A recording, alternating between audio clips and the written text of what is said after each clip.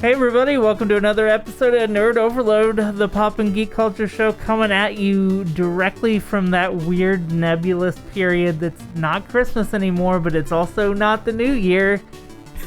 It's just that weird time. It's that one weird week. Yep. You probably don't have to go back to work yet, but there's nothing going on. I'm Sam. I'm Josh. I'm Cody. We have a great show for you this week. Thank you all for tuning in. It has all the hot news you'd expect from this time of year. Yeah, you know what? We're going to make the best of it. We're making the best of a slow week. But first, we're going to be talking about some things we have been checking out. Check it out!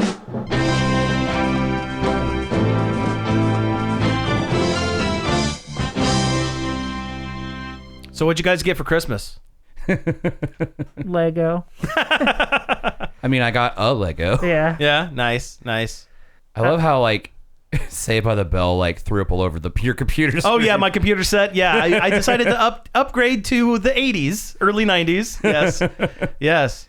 I got Baldur's Gate 3 for the Xbox. Oh, have fun with that. Yeah, since it runs like doo-doo on my computer. I'm like, How? What do you mean how? I thut your computer was really good. It was. Oh. Now it's like 3 or 4 years old. Now it's doo-doo. But it runs a lot better on the Xbox, and I've only played through like the Nautilus stuff. Sort of tutorial kind of thing. Yeah, at the very beginning. What class did you make? Rogue. So this is a Dungeons and Dragons. It's a huge Dungeons and Dragons themed game. Yes. Yeah, video game. That has like 1,000,001 choices you can make throughout it. It's the most Dungeons and Dragons I've ever seen a Dungeons and Dragons video game be. Yeah. For me, it definitely seems like, I haven't played it, but things I've seen of it kind of takes me back to a time when Dungeons and Dragons PC games were amazing. Mm-hmm. Like, the old Neverwinter, Baldur's Gates 1 and 2. Yeah. And what helps this game is it's been in early access and development for like 10 years or something like that. Not 4 or 5. Maybe 4 or 5. Maybe Still, 4. A lot longer than a lot of games AAA games normally are, and it came out complete. And it shows, yes. It came out complete. Yeah. I thought it was funny when it did come out, and there was people going, how come this game came out, everything's not broken, but other games by big studios did? And it's like, well, it has been in early access for like 3 years. Yeah, like... right. Yeah. So did you take the Dark Urge background on this run? No, what is that? So the Dark Urge, so you have different backgrounds. I know about this because I've been watching a couple of streamers. So there are regular back stories or whatever. The Dark Urge is essentially the game is trying to get you to be what is called in normal Dungeons and Dragons a murder hobo. Where every time you make a decision, unseen counter ticks up by 1 or 2 or 3. And once you get to a certain ticks on your thing, it just picks the most destructive choice for you. And you have to basically deal with it. The one that I saw, someone picked it and was playing through, and early in the game, you're meeting all of your characters, and one of the characters, I think Gale, the wizard or something like that. Yeah, he's the guy that comes through the portal. Through the portal. Well, this player selected grab his hand to pull him in, but the Dark Urge took over and cut his hand off. And he got slurped back into the portal, and Gale's just gone for that run, and you have a hand in your inventory. Oh. And now you have to deal with your party going, why did you do that? You've been normal this whole time.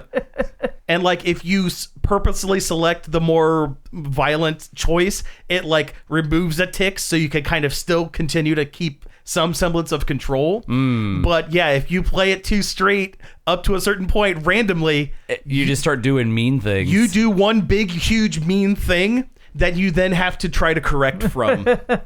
Oof. Yeah, it's like hard mode, kind of. Well, not like real hard mode, because there's actual hard mode in the game as well. Yeah. But like, yeah, I think that's interesting. Oof. It's like every once in a while, the DM decides you're making the worst decision. And you're a jerk. Yep, basically, yeah. The battle system is the most like D&D I've ever seen a video game be, too. Oh, it really is, yeah. Yeah, from what I've seen. Like, it obviously doesn't have the freedom that making things up in your head can have, because nothing will ever have that. Sure. But it gets close. Well, until they get an AI that can do that. But Well, even then, sure, I guess. Let's not talk about that. No. But yeah, it's just really cool. It was worth buying twice. Well, awesome. I'm glad you're having fun with it. Speaking of games, I have been playing, although this is kind of the complete opposite of Baldur's Gate 3, which has amazing graphics and looks beautiful and has all this choice. I've been playing the newest update for Vampire Survivors, a pixel game where there are no buttons to press. You just move around. You do make a lot of choices. You make choices, that's true, but you just kind of move around and let things happen to you in a very small, pixelated kind of fashion. The newest update is a crossover with the other free-to-play game, Among Us. So a lot of... That you may have heard of. You may have heard of. People have played it to death. It's not as heavy as it was, but yeah. Yeah, that is true. But this update adds a whole bunch of the little crewmen, the little bean guys running around as characters, as well as a new map, new weapons, a ton of music, tons of music. With Among Us and Fall Guys, that was a big year for beans. It really was. Yeah. And then there was Among Us in Fall Guys. But no, this update is a lot of fun. I've played all the way through it, unlocked everything, gotten everything. Some of the new power-ups are incredibly broken. Some of them are not good at all. But it's kind of roll of the dice there. And the best part is the DLC is $1.50. Nice. Yeah, it's like everything with Vampire Survivors. Yeah, that tracks with Vampire Survivors.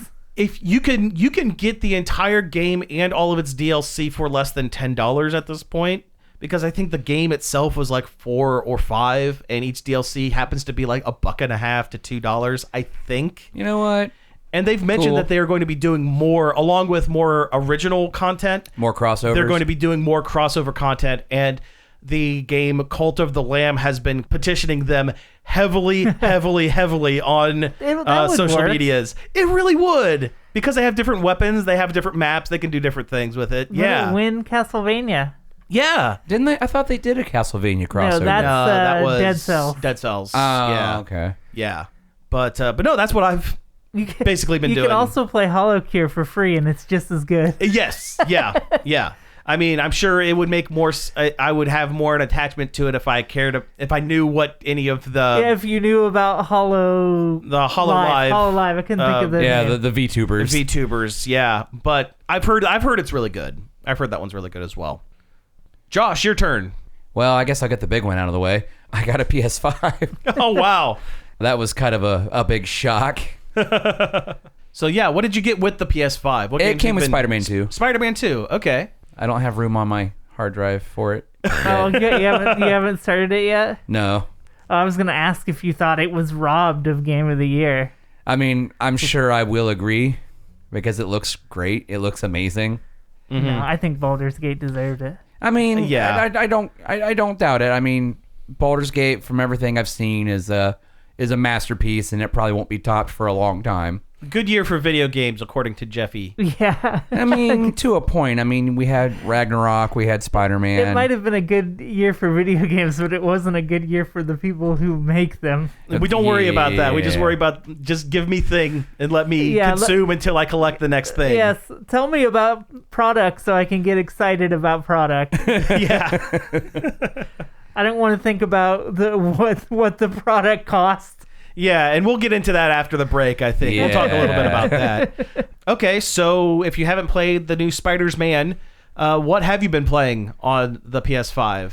Well, I haven't really gotten into a lot of stuff because I still have a very ancient TV. Oh, okay. And I really want to get the most experience out of my... Yeah. Sure, I suppose. Yeah, because it's 4K, right? Yes. Yeah. It's 4K and, this, that, and the other, and not a lot of TVs can really ump it up. Like, I did some research into it, and there's maybe one currently on the market right now, and it is a very expensive TV. Yeah, you know what the benefit of having bad eyes is?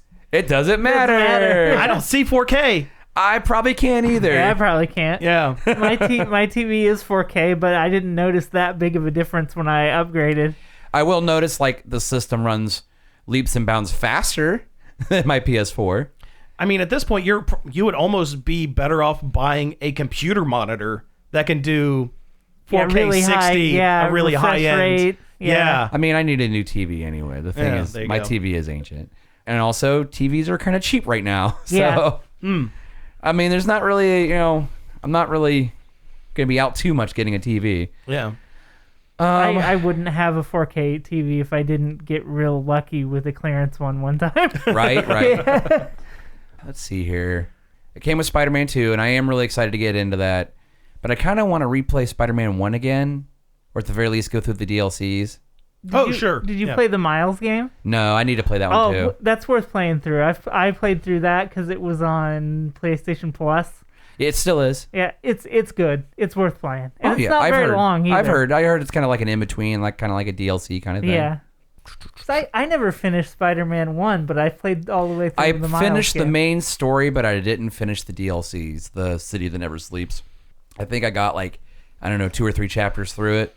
I don't know. Games are too long. I wish they were shorter. I thoroughly enjoyed that last Yakuza, the Like a Dragon.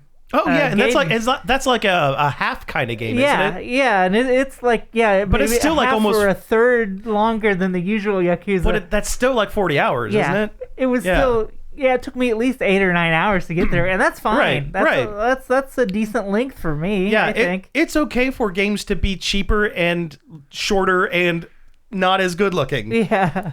I mean, I love retro games. I've been thinking about getting the Metal Gear collection that came out. Yeah. Because I'm I'm feeling super nostalgic. Yeah. Plus, my PS5 has a disc drive, so I can still play all my PS4 games I have. Nice. Hey, there you go. Mine does too. Pop a Red Dead in there or something. I am glad systems still do some form of backwards compatibility. Sometimes. I am a little concerned about the Switch 2 coming up. Because there's a lot of games I put a lot of time into. Oh, yeah. And that I don't want to lose. Yeah, and it definitely seems like every time Nintendo brings out a new generation, it completely changes its format. Yeah. I mean, the DS to 3DS it still did it. That's true. It is kind of a roll of the dice But whether or not they do or not. The first DS Sure. also supported GBA games, too. Yeah. Yeah. But I wish the later DSs did. Yeah. But I think maybe they'll just do like they did with the 3DS and put a little notch on the cartridge and Probably. call it a day. Yeah. Yeah, I don't know. Let's see here. I got a Donkey Kong Lego set from my wife. Nice. And I was super excited about that. I know they're kind of meant for kids and it's supposed to be like a play set thing. Oh, who cares? But I know. Yeah. But it was just We fun. are young at heart. and that counts for something. And all the little barcode pieces you gotta attach in there for the stupid Mario digital guy. I'll probably never get the Mario digital guy. The app shows you what it does anyway. You can watch little videos that'll show you what the Mario. Yeah, that was another thing. Is will the do. digital instructions. I hate them, but also they're also make it easier to build the They thing. do because you can Yeah. sit there and rotate it and see exactly how it's supposed to look. Like for all intents and purposes, it is better, but it's still like Not as much fun. wrinkles my Yeah. rustles my jimmies that I can't look at a book. It's like I wanted the book. I didn't want to burn my phone battery putting this thing Because together. I'm an old man and I want a paper book to build my Lego. Yeah. Although I do like the idea. So there's a Lego app. It's a Lego branded app that you could actually go through and find old instructions. And it's not like all the old instructions, but it goes back certain generations. And you could go, okay, I own this set. Here's a digital copy of the book so that you can go back through and put things together if you want to. I did enjoy the numbered bags. The numbered bags. I haven't bought a Lego set in a really long time. I haven't built a Lego set in a really long time. Mm-hmm. I honestly can't remember the last time I personally bought a Lego set. Because I currently own, now with this Donkey Kong set, 3 Lego sets. No, the numbered bags are good too, especially if you want to pace yourself through building it. You can be like, I'm going to do 3 bags today. I mean, the Donkey Kong set was 4 bags, and they don't count the mini bags inside them. Or you can just open up all the bags, put them in a big pile like I do. Hard mode, baby! Last year, I got that Mario question block. It was like 20 bags. Oh, jeez. Oh yeah, that thing looks like it has a lot of stuff going on. Probably that one and the NES and the TV probably have a lot of things going on too. Oh, the NES and TV instruction book is like an inch thick. Like, I can't. Oh man, that giant Millennium Falcon. I can only imagine. I wish. Oof. If I had the money and the time and the space for Legos, That's the thing. It's like I would build my entire house out of Legos. I like between like collecting like amiibos and Funkos, and now this Lego set, and I've been kind of thinking about getting like into the NECA, at the very least, the NECA Ninja Turtle stuff. Oh, that's a slippery slope because there's a million of them. Yeah.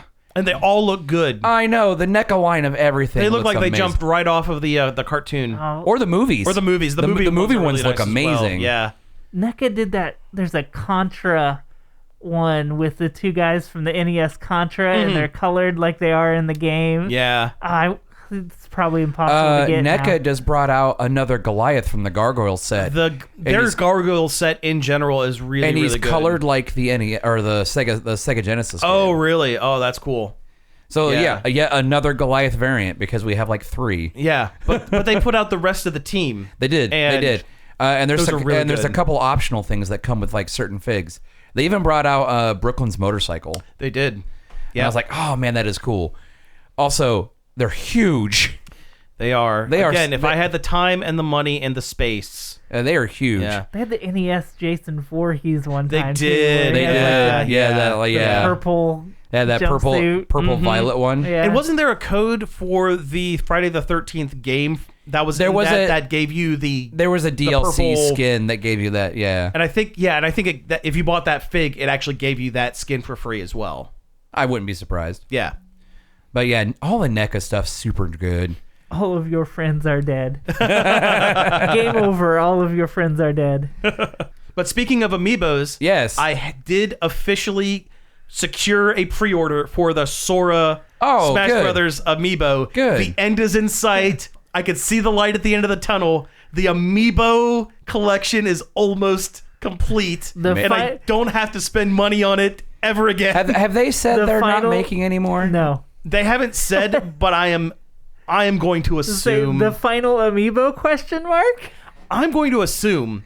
I mean, it Because definitely seems like they've there's- slowed down a little bit. They've slowed down a bit, and they've done they've been going through a huge reprint of older ones, which tell me that they're getting ready to stop production on them. Basically saying, here's your chance to get caught up before it's all over. I didn't think they would do more Zelda ones though, and they did. And they did. The Tears of the Kingdom ones. That's, Yeah. that's true, but I think they may have done that only because they did some for the first one, and they're like, well, the series had them, so we should probably... They did that. They did that first one with Link with the magic hand. Yeah. And so I was like, well, I guess we should probably do 2 more. I'm surprised they didn't do one of the big dragon that Oh, yeah. there's a big dragon and There's a big I don't- dragon. I In don't want- Tears. Yeah. Yeah. Yeah. I'm kind of surprised, yeah, but you know what? I remember there being a lot of the Guardians from the first one. That was a Breath whole of set the on its Wild. own. It was a set on its own, yeah, and it was a lot of them weren't sold because they were double-ish in price. They were like $30-$40. I mean, I had them. well, The Guardian was cool too. The Guardian it had was the cool. rubbery arms. with Yeah. with wire inside them, so Yeah, you can kind yeah. of place them Yeah. a little bit if you're careful. Like, he was my biggest amiibo until I got Big Man from Splatoon 3. He almost doesn't fit in my amiibo cubby. I didn't think they would do Splatoon 3 ones either. I didn't think so either. That's I'm very still true. missing the Inkling and the Small Fry. You know what they could do amiibos for? Hmm. That Princess Peach game. They might, and She you know has what? That so- would be okay. There's She has different. so many different outfits. They could make a different one. That I is- mean, that they would be did kinda make the cute. wedding Yeah. set for Odyssey. Yeah, that's true. That's true. So what you're telling me is that my amiibo quest will never be over. Maybe.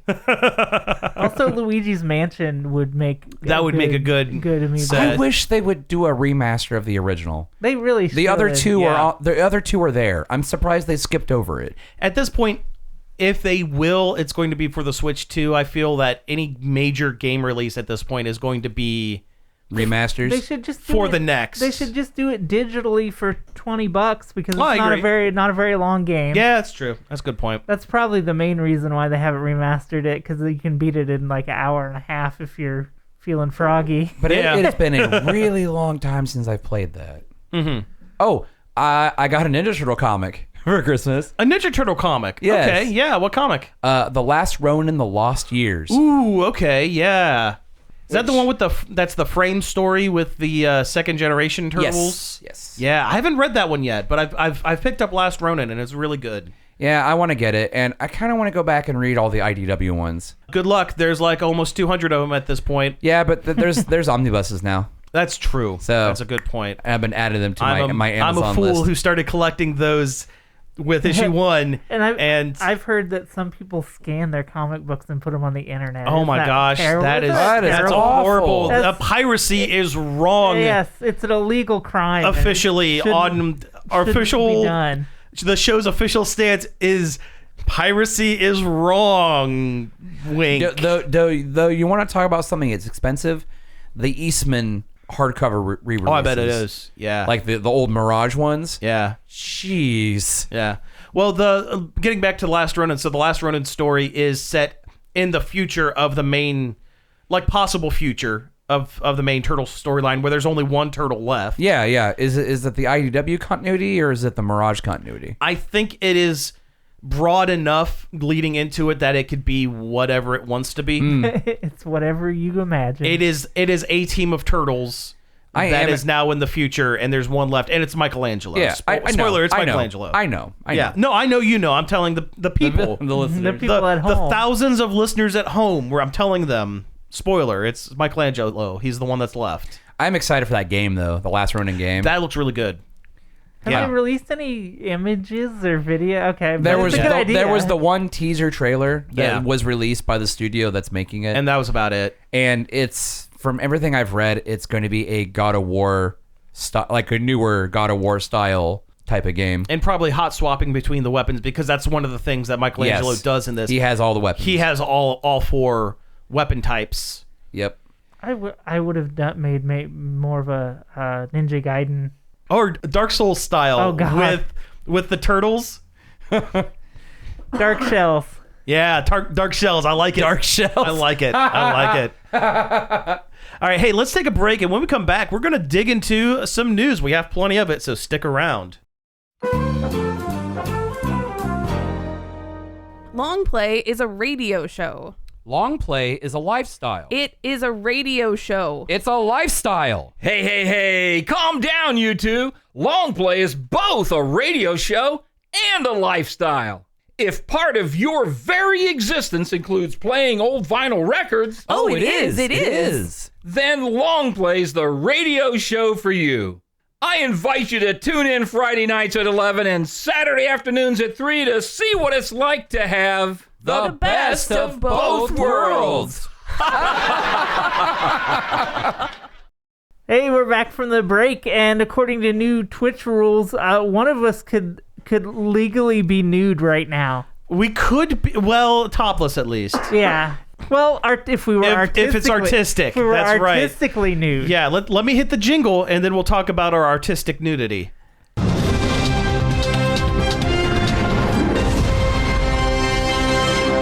Which one of us is? You're just gonna have to guess. I'll never tell. Yeah, we'll never tell. Rawr. It's a shame this isn't a video podcast. Oh. Twitch just reversed it. Yeah. Okay, so this is one of the top stories. Twitch decided to try and test the waters by relaxing their rules on nudity on their platform. Well, it started because a lot of lady streamers started streaming in a way that appeared they were topless, and they very well could have been. They very well could have been. They were shot from like the way low on the chest, down, like just outside of what would be considered. The frame of the video becomes the tube top, essentially. Yeah. It's like Muppet Rules. The frame of the video is the stage for the puppet show. No, and so they decided, and another part of it is, so all of their adult filters and stuff like that, it's all AI based, and there's no way for their AI moderators to differentiate between classical works of art that depict classical nudity and someone with their stuff all hanging out.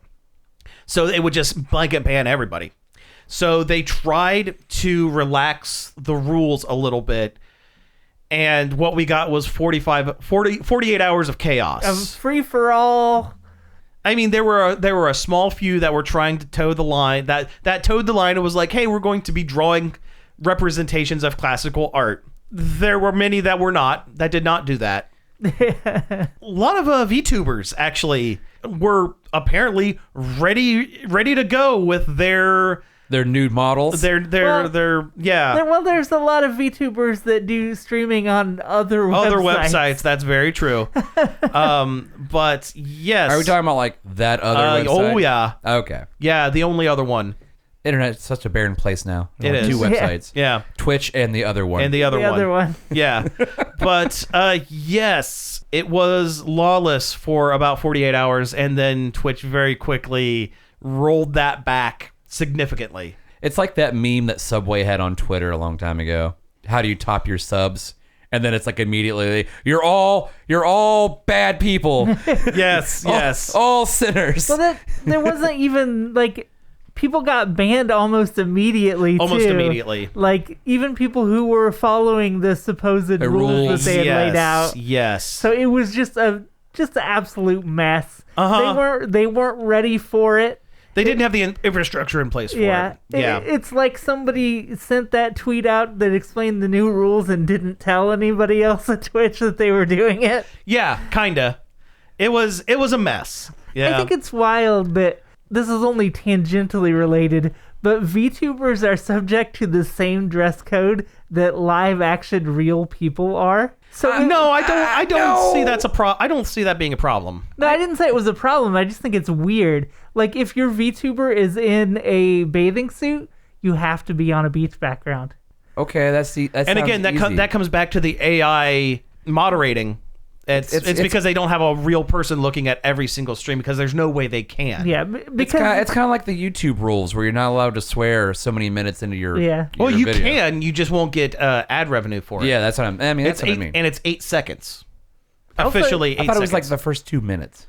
At one point, it was 8 seconds. YouTube will automatically censor stuff too, right? If you said it and you're very blatant about it, yeah.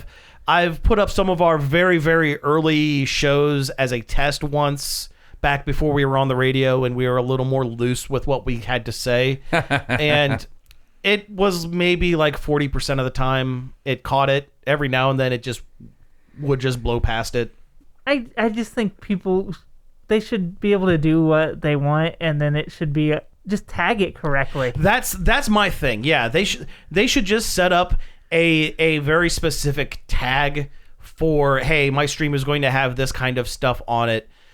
This tag means it locks out certain accounts. This tag means that you have to have your account has to be set to a certain age. This tag means that this video will never, ever, ever end up on the front page, no matter how many people are watching it.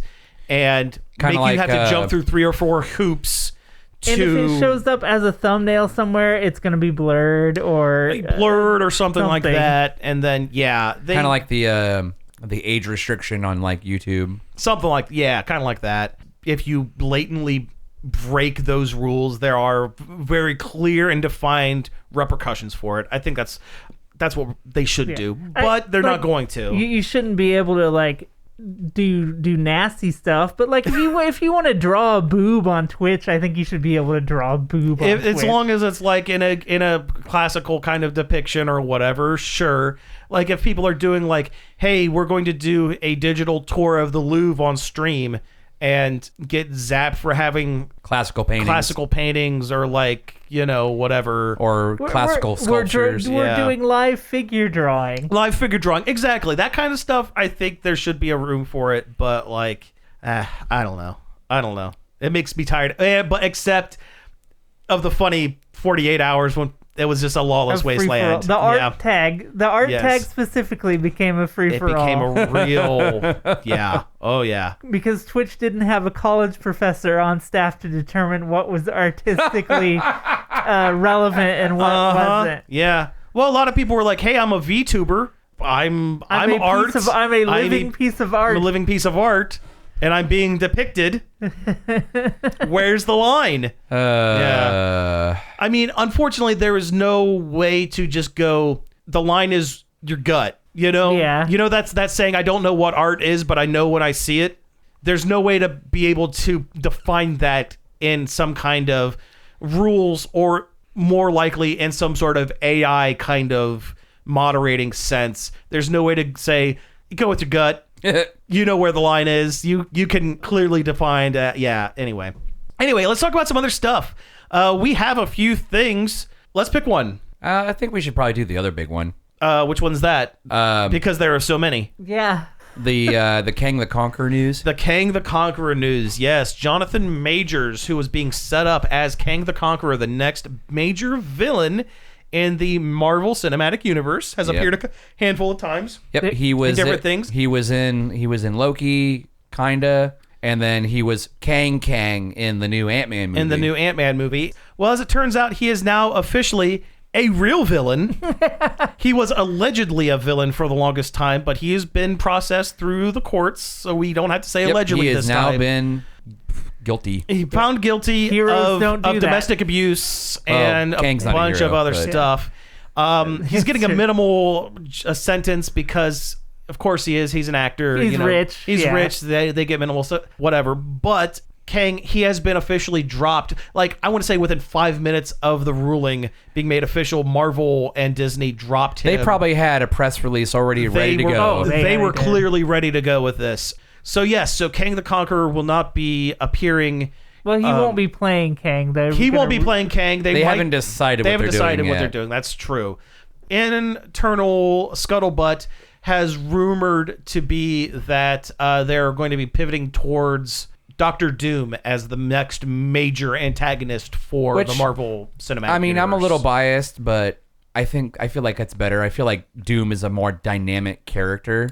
I think he can be done correctly. Unfortunately, he hasn't been done correctly ever in film or like any kind of media, because they only focus solely on the, I hate Reed Richards and that's it. They skip over the fact that he is a monarch of his own entire country that he runs well. Yeah, the people of Latveria love Doom. They love Doom because for his countrymen, he does a very good job.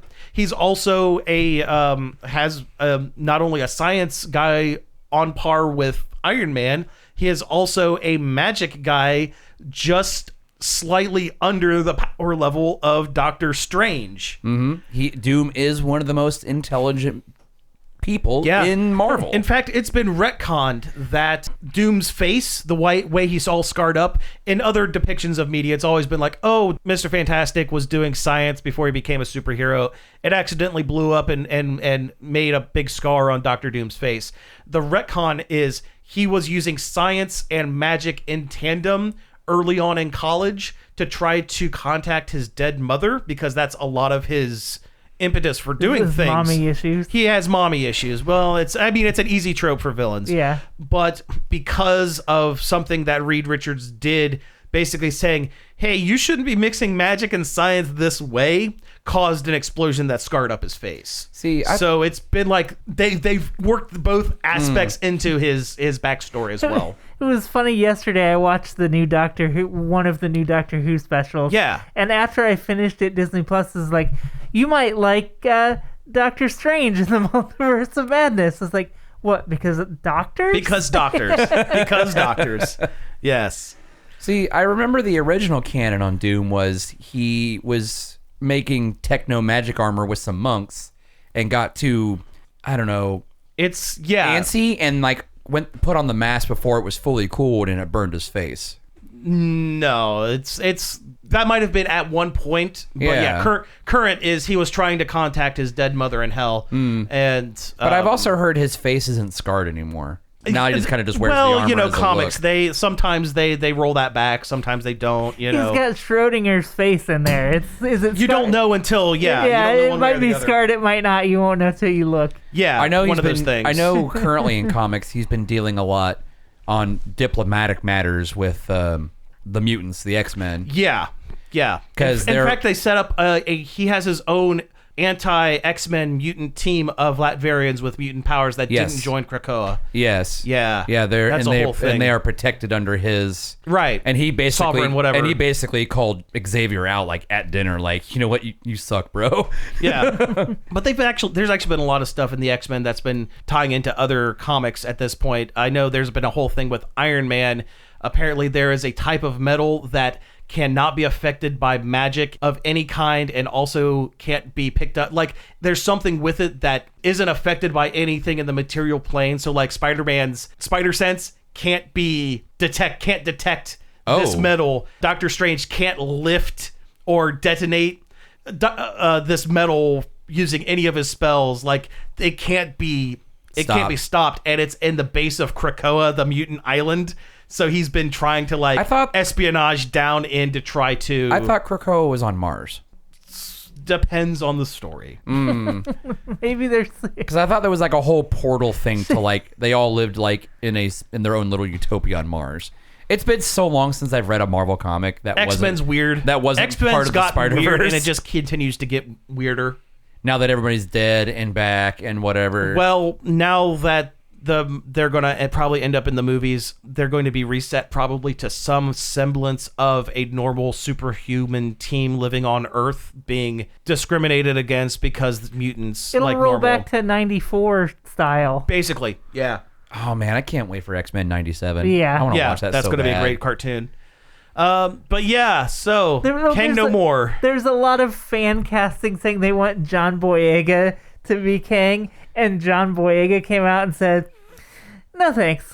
Yeah, well, he's already been through the Disney machine. Yeah, I don't blame. I mean, I don't blame him. Good on him. Like, Listen, at this point, I don't blame any actor who turns down the Disney machine at this point. especially the Marvel Disney machine. I mean, listen, it's a great paycheck. Don't get me wrong. It's a great But it locks paycheck. you into like a contract for like forever. Yeah, and fans get real weird about the Marvel stuff these days. Not just that. I mean, the Star Wars fans are terrible. Marvel fans the are Star terrible. Wars fans are the worst. I know they're Fandom bad. was a mistake. Yeah. Yeah. I'd rather be at the bad end of a MCU fan than the bad end of a Star Wars fan. They both suck. I feel like there's a lot of overlap. I mean, and I mean MCU fan and not comic book fan in general. Okay, that's fair. Because Okay. comic book fan in general, that's just as bad as Star Wars. Yeah. Yeah, that's true. Make original characters if you want something. But if you make an original character, why are you wasting your time? Do Fantastic Four. Give me another. Bring Iron Man back to life. She-Hulk, Stan Lee's probably rolling in his grave. Yeah, even though he created She-Hulk. Yeah. because he was afraid that the TV networks would steal the idea. Yeah, basically. Yeah. All right. Yeah, let's pick another topic. Do we have a positive one to talk about? A24 is teaming up with Hideo Kojima to do a Death Stranding. Oh no. His Death Stranding movie. I think that could be good. I have my doubts. I love Hideo Kojima. I think he has a lot of really great ideas. He has a lot of love for films in general. Well, yeah, because it feels like he's always wanted to make movies, but he's been trapped in the video game studios. Yeah, I don't think you can put all of his big ideas into a 3-hour film and have it make any kind of sense for a normal audience. Also, That's true. most people don't want to go watch a 3-hour movie. That's a big thing that's been turning me away from the cinema here lately. Oh, God, yeah. Is 3-hour long movies. Games are too long and movies are also too long. Agreed. And don't get me wrong, some of my favorite movies in the world are long movies, like The Lord of the Rings, long movies. That was back when that was the rarity. Oh, speaking of Lord of the Rings, I haven't watched it yet, but I found a version. Someone has taken the 3 Hobbit films and Cut out all the unnecessary cut out stuff. all the stuff that wasn't in the books and squished them together best they could using deleted scenes and extended scenes and stuff like that to make the Hobbit cut, essentially the Tolkien cut. So it's essentially as close to the book as you can get, and you can watch it in one 4-hour chunk and be good. Man, as good as the Hobbit movies look kinda. I loved the first one. I thought it was great, but I didn't watch the other two. When they're making CG orcs instead of like makeup orcs, it definitely does Yeah. not look right. Yeah. Yeah, you're not wrong there. Agreed. But the other stuff looks good, and the cast was all great. I really liked them. But when you change up how you're doing the movies after the first movie's already out, it does not say good job for me. Originally it was supposed to be only 2 movies, and then they're like, we want 3. And so they have to drag stuff out, and it makes no sense. The first movie is more than half the book. It's not a long book. It shouldn't have been 2 movies. I know. They could have done it in 1, but I digress. I watched Muppet Christmas Carol on Christmas Eve. I can believe how short that movie is. Yeah. Have you seen the extended cut with the song they omitted? Yeah. I think that they shouldn't have omitted that Oh, song. no, absolutely not. Yeah, It's When Love like Is Gone is a great song. It's an emotional core moment of the film I that they really looked it shouldn't up. have cut. Apparently, that is a Katzenberg decision because the movie tested and it was making kids cry after that song a little bit. Kids felt emotions. If kids felt emotions, they're too sad to buy our products. So we need to cut out one of the best songs and one of the best parts of the film. Man, when I was a kid, I saw it in theaters when I was a kid. I still remember it. And the Ghost of Christmas Yet to Be, that scared the crap out of it. Well, Oh, yeah. I wasn't I still watched the movie, but I remember feeling like legitimately scared of that guy. I mean, It's a spooky puppet. That's a spooky Muppet. The Ghost of Christmas Future is supposed to be scary. yeah. Yeah. That's the whole point. I always liked the one in Scrooged better because the whole thing is set at a TV station. yeah. And he's a giant, basically the Grim Reaper with a TV for a head that he's nice. constantly showing like Things. an old CRT TV things on his head. Well, back then those weren't old. Well, but sure, but you know what I mean. And it's a Scrooge- really cool design. Scrooged is probably one of my favorite alliterations of the Christmas Carol story. I agree. I'd Plus, agree with also, it's Bill Murray at his prime, you know? Yeah. When he was putting out all the bangers. Muppet Christmas Carol is my favorite Christmas movie out of all of the Christmas movies that there are.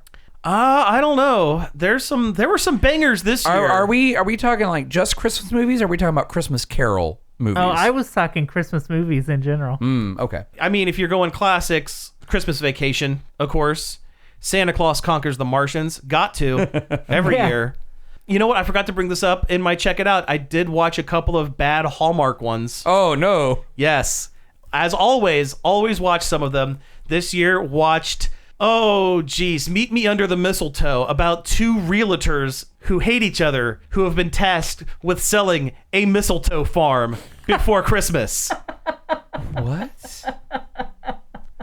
So stupid. It is. A mistletoe farm. Exclusively mistletoe. Uh-huh. Exclusively mistletoe.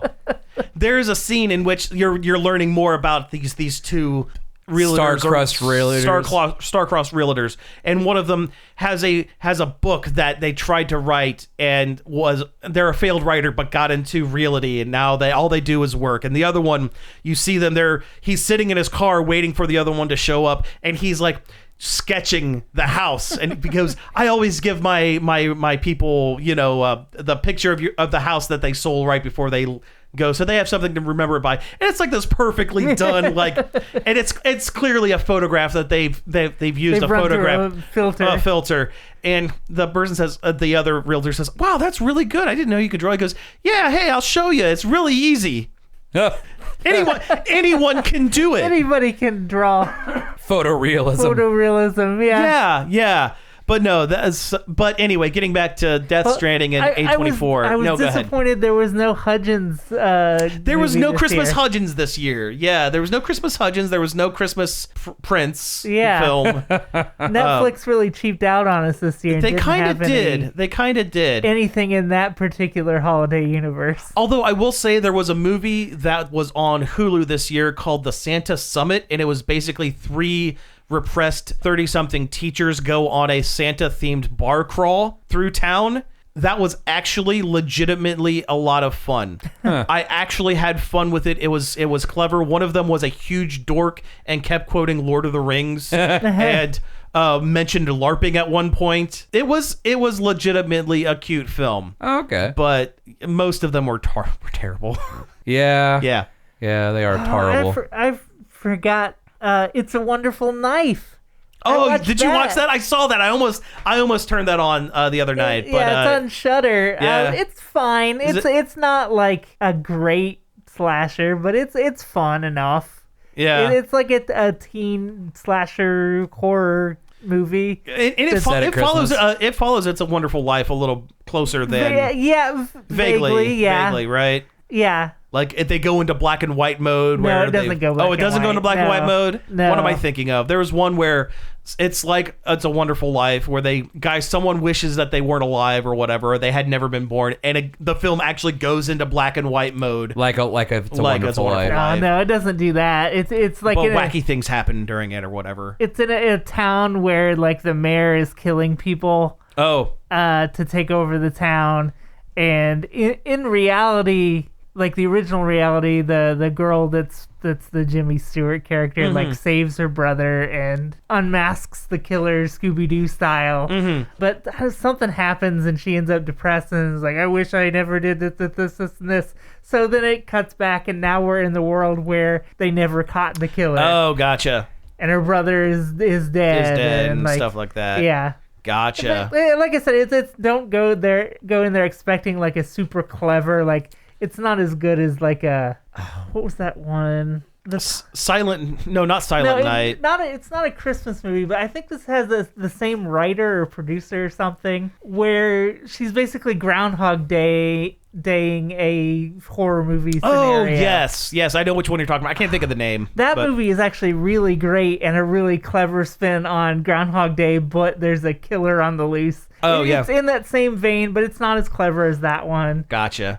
It's not even, I wouldn't even say it's even as clever as the other one, the Freaky Friday pastiche with Vince Vaughn. This is all the same. I wanted to see that one, actually. That one's pretty good, but not as good. They've like decreased in quality as they've come out. But that one, I almost watched that one, but it also reminded me a bit of the Rob Schneider film The Hot Girl, Oh God. That's not that bad. where he Freaky Fridays with A popular girl. at school. yeah, something like that. Man, he had a lot of weird ones at that time. The Animal. Do you remember The Animal? Yes. Oh, no. Oh man, that one co-starred a former something Island, the Survivor from like the first or second season. She was trying to make a film career after Survivor, and Yeah. she quickly disappeared because she was terrible. Yeah. I remember working at the movie theater when that movie came out. Yeah, I watched that on VHS more than I'd like to admit. Because we had it. It was one of those that was like, oh, we have it, and I'm not really paying attention to this, so let's just... I had a handful. I had a lot of movies on VHS I just kind of put in. Yeah. Yeah, but A Wonderful Knife it's a good Christmas movie to put on when you don't want to watch one that's so bad it's good. You just want to watch one that's good enough and it's Christmassy enough. Do you know what's so bad it's bad in a Christmas movie? Santa with muscles. Have I ever told you about Santa with muscles? That's the Hulk that the Hogan title? one, isn't That's it? the title of the film, Santa with Muscles. It's Hulk Hogan, Yeah. who is essentially Ebenezer Scrooge, but also jacked. He gets cracked on the head during some kind of thing, and now he believes he's Santa Claus to save a bunch of orphans. I'm just imagining like Charles Dickens, Victorian Scrooge, but just Oh no, that's set in modern day. just juiced. Oh yeah, I think juiced Ebenezer. I think my story's better. Ebenezer juice. Ebenezer Swole is what it is. Yeah. Santa with Muscles sounds like the working title, and then they couldn't. They just come gave with, up because it sucked. Yeah, they couldn't Yeah. come up with anything Oh man, better. too bad the Macho Man wasn't still alive. Like Macho Man could have been like Bob Marley. Let me tell you one thing, brother. These chains are coming for you. Oh my God, it's so good. Oh, it's so good. TM. Later in the film, Ric Flair shows up as the Ghost of Christmas. Woo! He'd definitely be. Yeah, the Ghost of Christmas Present is Ric Flair. Is Ric Flair. The Undertaker would have to be Future. Undertaker would have to be Future with Paul Bearer. Yeah. Paul Bearer would be doing all the speaking for the Ghost of Christmas Future. Who would be I'm past? the ghost of Christmas is yet to come with my Undertaker. Yes. Ghost of Christmas Past would have to be some like old wrestler. like Stu Hart, Bret Hart's dad, who was like a wrestler in the 50s, or Gorilla Monsoon, or like El Santo. El Santo. El Santo would be a good one. Yeah. El Santa. El Santa. Yes. Yes. I want a that's- Luchador Santa. That'd be man. amazing. Luchador Santa film. Oh, let's go. Yes. Somebody call Mexico. Let's get this Yeah. done. All right, Anyway. we've actually hit time. Wow. We've rambled enough about Christmas films to hit time. Congratulations. Thanks. You're welcome for the post-Christmas Christmas content. You're very welcome.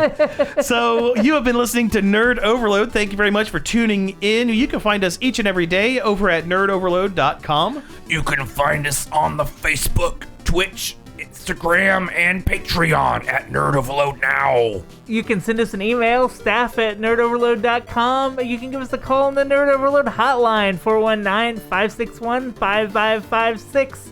I just remembered that we had a voicemail on there. I think it was BJ. Yeah. We'll have to play that next time. We will get that next time. First show of the new year coming up. Next episode.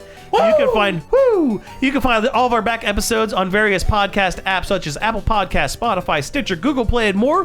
Finally, I'd like to thank Parker for helping us out over at the Facebook page, and David Pencil for the use of our intro and outro. You can find more of his stuff over at davidpencil.com. So again, thank you all for tuning in, and we will see you all next year.